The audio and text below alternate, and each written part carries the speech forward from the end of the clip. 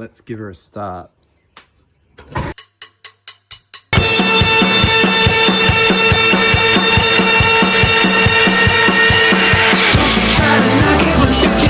Rockets are falling through the holes in the bottom of my pocket. So when it comes to factors, my clothes are just untied. That is never factored in what will make a typical day. A typical day.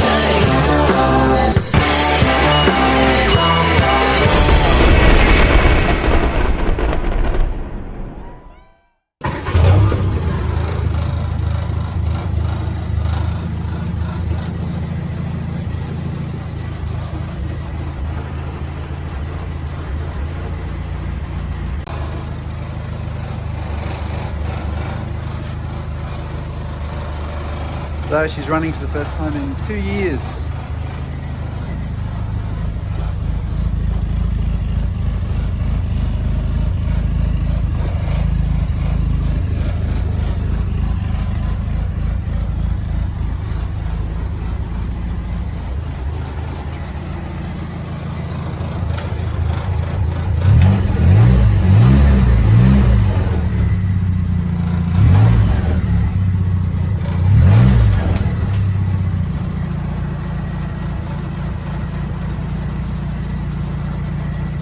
The sparrow has landed.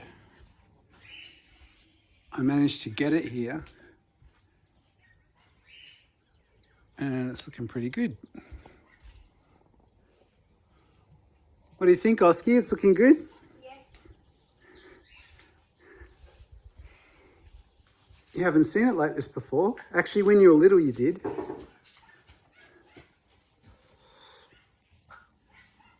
Yeah, it's pretty straight. The door gaps are because there are no seals in there, so that's why.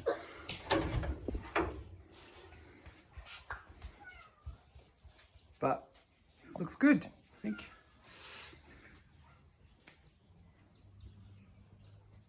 Full of boxes.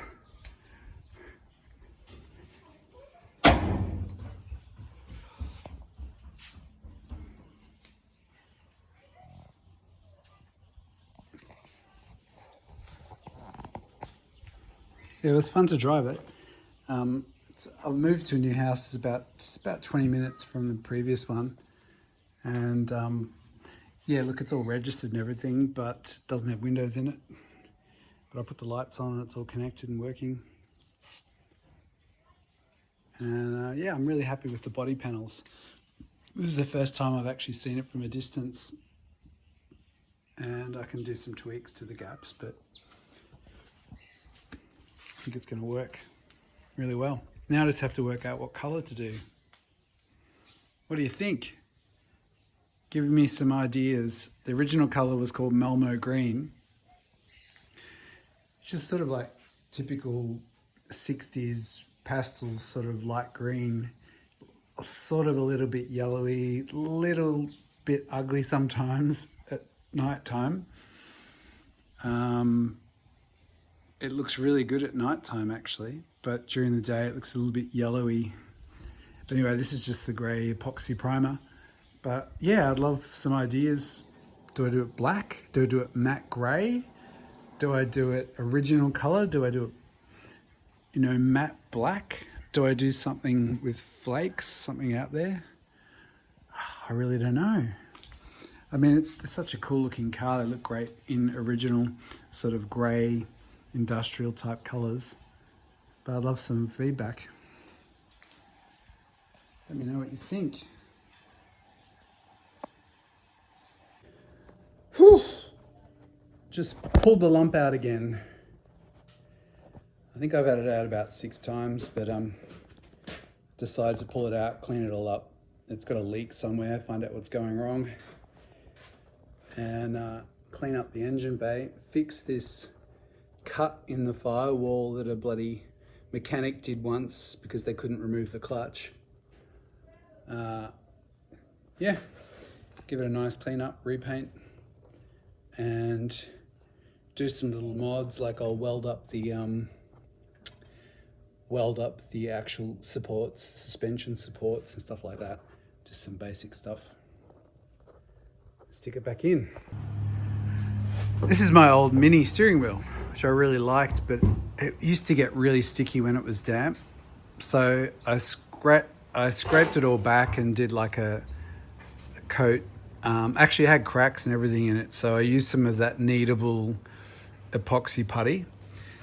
And it's been so long since I've had it sitting there that it's cracked again. So what I've done is actually just filed the slight hairline cuts out again into a V, and I'm going to use some fiberglass putty filler to fill them in and see if that's a bit more durable. So yeah, I've basically just found the spots where it was cracking, filed it out. It's a bit hard to see there, but filed it out, and then I'm going to fill it in with fiberglass putty. Let's see how that goes. And here we are again after some repairs and coat of epoxy, ready to paint black again, I reckon. Yes, it's true. Can't believe it either. I'm actually going to paint the mini engine. I pulled it out. I set up a little hoist from the ceiling and pulled the engine out. Oh, it was a bit of a pain to get out, but anyway, here it is, a little lump. And I'm going to give it a paint. I've got some Austin Healey green, which I really love, and just giving it a clean up with the wire brush and hose down and dry out. And it's funny, I was thinking about oil leaks, and a friend of my dad's who restores old British bikes said I went and saw his collection. It was amazing. The floor was so clean, and I said, how do you keep the floor so clean? There's no oil anywhere. You've got all these old British bikes. And he goes, oh, we worked out how to fix that in the 60s. You just don't put any oil in them.